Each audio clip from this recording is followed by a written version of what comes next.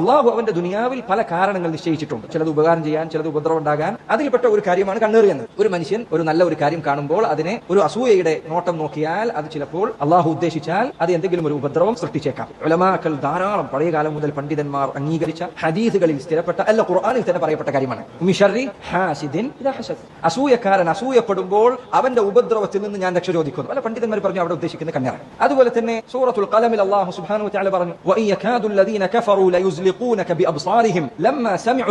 അള്ളാഹുവിന്റെ റസൂൽ അങ്ങ് ഖുർആൻ ഓതുന്നത് കാണുമ്പോൾ മുശ്രിക്കീങ്ങൾ അവരുടെ കണ്ണുകൊണ്ട് നോക്കി താങ്കളെ വീഴ്ത്തിക്കളയാനായിട്ടുണ്ട്. കണ്ണുകൊണ്ട് അവിടുന്ന് ഓതുമ്പോൾ ഇതിന്റെ മനോഹാരിത കേട്ട് അവിടുന്ന് ഇത്ര മനോഹരമായി പാരായണം ചെയ്യുന്നത് കേട്ട് ചില പണ്ഡിതന്മാർ പറഞ്ഞത് കണ്ണേറാണ്. സൂറത്ത് യൂസുഫിൽ യാഖൂബ് നബി അലൈഹി സ്വലാത്തു വസ്സലാം തന്റെ മക്കളെ ഈജിപ്തിലേക്ക് പറഞ്ഞയച്ചപ്പോൾ അവരോട് എന്താ പറഞ്ഞു? ലാ തദ്ഖുലൂ മിൻ ബാബിൻ വാഹിദിൻ വദ്ഖുലൂ മിൻ അബ്വാബിൻ മുതഫർരിഖ. മക്കളെ നിങ്ങൾ ഈജിപ്തിലേക്ക് പോകുമ്പോൾ എല്ലാവരും കൂടി ഒരൊറ്റ വാതിലൂടെ കയറി പോകരുത്. 11 മക്കൾ, ഇത്രയും ഭംഗിയുള്ള 11 മക്കൾ, ആരോഗ്യ ദൃഢഗാത്രരായ 11 പേർ, ഒരാളുടെ മക്കൾ ഇങ്ങനെ കയറി പോകുന്നത് കാണുമ്പോൾ ചില ആൾക്കാർക്ക് അത് പറ്റില്ല. ചില കുടുംബങ്ങൾ അങ്ങനെ ആൾക്കാരെ നശിപ്പിച്ചിട്ടുണ്ടെന്നറിയാം. ഞാൻ ഓരോരുത്തർ വർത്താനം പറഞ്ഞു. അതുകൊണ്ട് വദ്ഖുലൂ മിൻ അബ്വാബിൻ മുതഫർരിഖ, നിങ്ങൾ വ്യത്യസ്ത വാതിലുകളിലൂടെ പ്രവേശിക്കുക. അപ്പോൾ സഹോദരങ്ങളെ, കണ്ണേർ എന്നത് നബി സല്ലല്ലാഹു അലൈഹി വസല്ലം ഹദീസിൽ മുത്തഫഖുൻ അലൈഹി ബുഖാരി മുസ്ലിം ഉദ്ധരിച്ച ഹദീസിൽ വന്നു അൽ ഐനു ഹഖ്ഖുൻ, കണ്ണേർ യാഥാർത്ഥ്യമാണ്, നമുക്ക് സംഭവിക്കുന്നതാണ്. ചില ആളുകൾ ഹദീസ് നിഷേധിച്ചിട്ട് അവസാനം പറഞ്ഞു കണ്ണ് യാഥാർത്ഥ്യമാണ്. കണ്ണ് യാഥാർത്ഥ്യം റസൂലുള്ളാഹി സ്വല്ലല്ലാഹു അലൈഹി വസല്ലം പറയണം, കണ്ണിട്ട് പറയാൻ എല്ലാവർക്കും അറിയുന്ന കാര്യമില്ലേ? കണ്ണേർ യാഥാർത്ഥ്യമാണ് എന്നാണ് അതുകൊണ്ട് ഉദ്ദേശിക്കുന്നത്. ലാ റുഖിയത ഇല്ലാ മിൻ ഐനിൻ, മന്ത്രം ഏറ്റവും ഫലപ്രദമാകുന്നത് ഇല്ലാ മിൻ ഐൻ. ഒന്നാമത്തെ കാര്യം കണ്ണേറിൽ നിന്നാണ്.